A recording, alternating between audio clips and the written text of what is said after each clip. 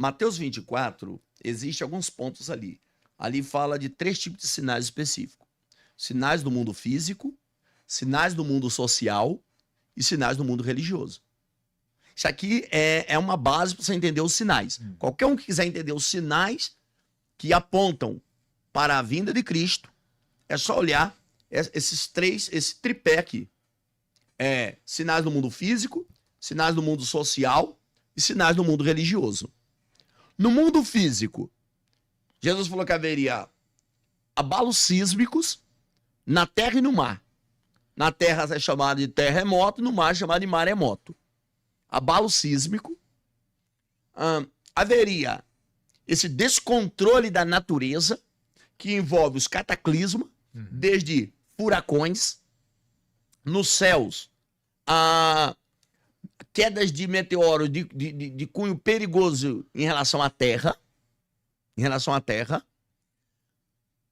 Nos sinais do mundo físico, fala dessas tempestades inundando tudo, fala dos furacões, vulcões, tudo isso está na esfera dos sinais do mundo físico. Sinais do mundo social, guerras, e não só guerras, mas falas de guerra, conversa de possibilidades de guerra, rumores de guerra. Hoje você tem Taiwan, que era uma ilha pertencente à China, mas com a guerra em que o Japão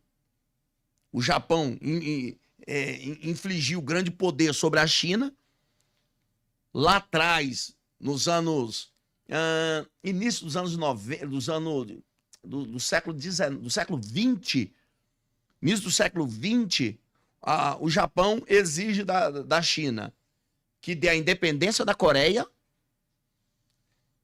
e que seja dado para os japoneses a ilha de Taiwan, que era chinesa, que depois se tornou independente a um país.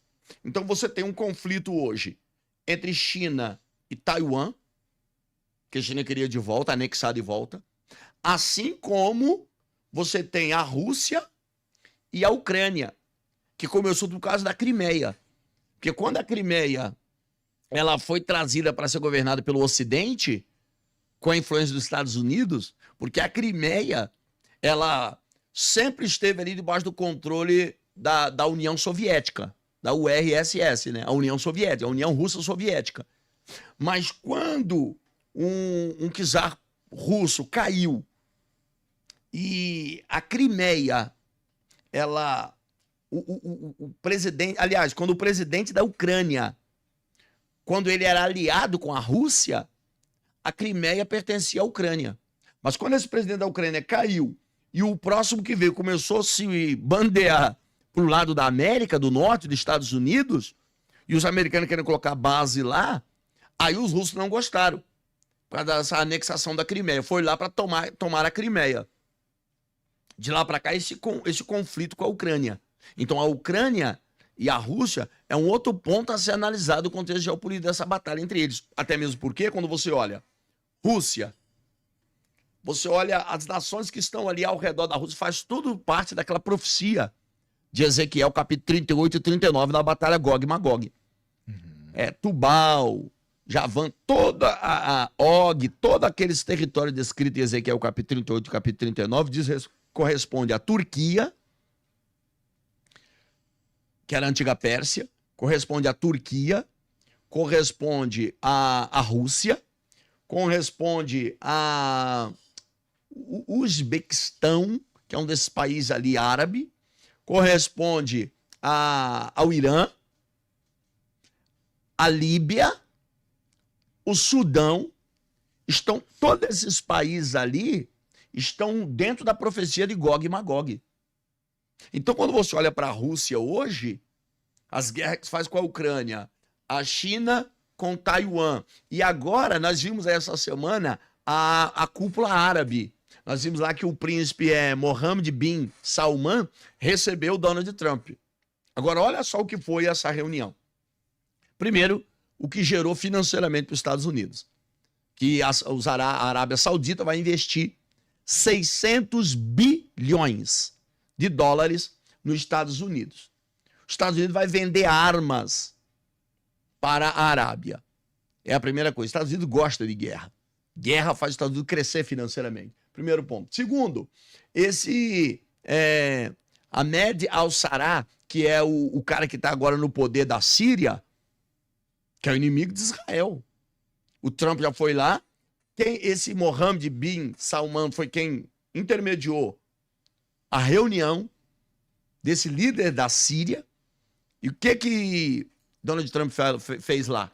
Falou, olha, as sanções que eu estava impondo sobre a Síria, eu vou retirar. Mas eu quero que a Síria entre no Tratado de Abraão, que começou em 2019, 2020. O Tratado de Abraão é exatamente para a paz do Oriente Médio. Olha aí, ó. Daniel capítulo 9, verso 27. Quando haverá uma falsa paz em Israel. Então, Donald Trump retira tarifas que estavam impostas, sanções sobre a Síria, convida a Síria a entrar no Tratado de Abraão, que é ter paz com Israel, assinar um tratado de paz com Israel. Essas nações vão ter paz com Israel não é porque eles gostam de Israel, porque eles serão obrigados. Foi assim lá no passado, depois que Israel foi reconhecido como nação, os egípcios tiveram que reconhecer os povos ali ao redor e vão reconhecer. Então, assim, nós temos aquela parte que é governada pela a Cisjordânia, a parte da Jordânia, que precisa ter essa conexão de paz com Israel. Por quê? Por causa da construção ou a reconstrução do templo. E hoje você vê Estados Unidos mediando e trabalhando para essa paz em Israel. Por meio do genro dele, que é o Gerard Kushner. Gerard Kushner, que é casado com a Ivanka, que é a filha do Donald Trump. E esse Gerard aí, ele é judeu. A Ivanka, que é a filha do Trump, converteu-se ao judaísmo. O Trump, ele é de origem escocesa e alemão. O pai de Trump era alemão. Da dinastia dele, então. O pai era alemão, a mãe escocesa. Tem raiz na Europa. O que faz a gente ficar antenado com relação ao governo do anticristo, porque o anticristo vem do Império Redivivo Romano, onde Roma governou, comandou. E esses lugares, Roma teve seus poderes. Então, alguns chegam a afirmar, não é provado, que Trump ele tem origens e raiz passada no judaísmo, na árvore genealógica dele. Mas isso não é comprovado. Mas o genro dele é. E o genro dele é quem tem encaminhado Trump, dialogado com Trump, para trabalhar essa paz no Oriente. Então, quando você olha para o Vaticano, quando você olha para Israel, quando você olha essa cúpula árabe e o que aconteceu nessa cúpula árabe, ora, Israel e a Arábia, Trump incentivou também a paz entre eles. A Arábia só exigiu uma coisa, falou, não, querem ver o fim daquela guerra, Israel e a faixa de Gaza ali, com o Hamas, os terroristas do Hamas. São condições para a tranquilidade da paz entre a Arábia e Israel. Então, assim, você vê que já está instalando esta paz. Quer China se torne uma grande potência mundial, ultrapassando os Estados Unidos, e os Estados Unidos fica um pouco abaixo, porque tem gente que pensa assim, a China passar os Estados Unidos significa que os Estados Unidos vai deixar de ser uma potência. Não. Os Estados Unidos nunca deixará de ser uma grande potência. Primeiro, quando você olha para o IDH, que é o Índice de Desenvolvimento Humano, que diz respeito que olha para educação, saúde e condição de trabalho, salário. Quando você olha para os Estados Unidos, no IDH, ele fica à frente da China milhões de anos. Para você ter uma ideia, já foi considerado pela ONU que a China, no que se refere ao Índice de Desenvolvimento Humano, ele fica em 80º, lá em 80 e poucos lugares no IDH. Estados Unidos está entre ali os primeiros, entre os 16 primeiros. Não, outra realidade. Total. Então, assim, e quando você olha hoje para a economia, você tem que olhar o todo. Você tem que olhar o todo. A China, ela cresceu muito financeiramente porque a China, o que é que ela faz? Primeiro, ela vende de tudo para todos. A China, ela vende de tudo para todos. 40% dos computadores do mundo é vendido pela China. 34% dos ar-condicionados do mundo é vendido pela China.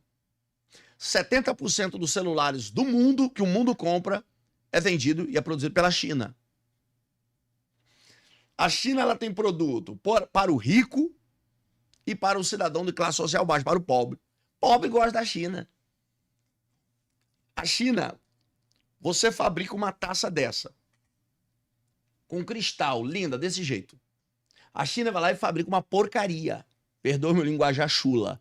A China fabrica uma porcaria, mas igual. Enquanto esse daqui está sendo vendido por R$100, a China vende uma taça igual por R$10. Então a China ela tem produto para ricos, caríssimos, de excelente qualidade, e ela tem essa porcaria que ela vende para todo mundo. Onde você vai, tem um chinês vendendo pastel, caldo de cana, vendendo capinha de celular, vendendo esses aparatos que são mais em conta, mas também China produz coisa para caro, para rico. Você vê hoje os brasileiros aqui no Brasil, que a China está crescendo, olha lá, o brasileiro fala contra comunismo, o brasileiro fala contra socialismo. China deixou de ser comunista na íntegra, como são os comunistas brasileiros, há muito tempo.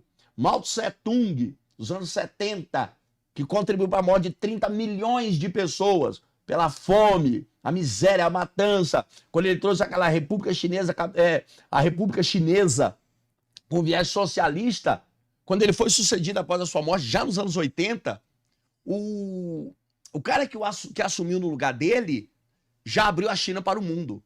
Porque a China se fechou para o mundo desde 1415, quando a dinastia Ming assumiu o poder. Então, você vai ver a China foi derrotada por uma etnia montada em pôneis. Os caras que venceu a China, que era um império gigantesco, os caras que venceu a China vieram montados em pôneis, que foi os mongóis. Instalando o Império Mongol, que saiu conquistando o mundo. No estrategista militar, que era o Gengis Khan. Saiu dominando o mundo. O Império Chinês cresceu muito. Só quando chega em 1400 e pouco, se instalou no poder uma dinastia chamada a dinastia Ming. A China, ela sempre foi poderosa. A China esteve à frente do mundo em questões tecnológicas já antes de Cristo. Trabalhando papel, invenção do papel higiênico. Trabalhando 100 anos antes, por exemplo, na verdade 1000 anos antes da Europa, a China já mexia com o ferro de uma forma poderosa, manuseando ferro, metal. A China, ela criou a imprensa antes de Gutenberg na Alemanha. A China inventou o garfo, como nós conhecemos, o cardápio. Então, o dominó. A China já era poderosa. Só quando chega em 1400, na dinastia Ming, chegou um orelha seca, falou assim, a China é tão boa, tão poderosa, que ela não pode comungar com as outras nações. Aí fechou a China. A China foi empobrecendo. E aí a China virou um país entre eles mesmo. Porque a China se tornou arrogante, prepotente. Dizendo, nós somos inteligentes demais, bons demais, poderosos demais para comungarmos com o mundo. E a China se fecha a partir de 1415 em diante, até quando chega nos anos 80, quando a China abre para comercializar com o mundo. A partir dali, a China começou a construir bairros do tamanho de Roma, do estado de Roma. China começou a construir bairros gigantes. O que ela fazia em construção civil era maior do que os Estados Unidos vinha fazendo. E a China começou a crescer dos anos 80 para cá. E olha o que a China tem se tornado.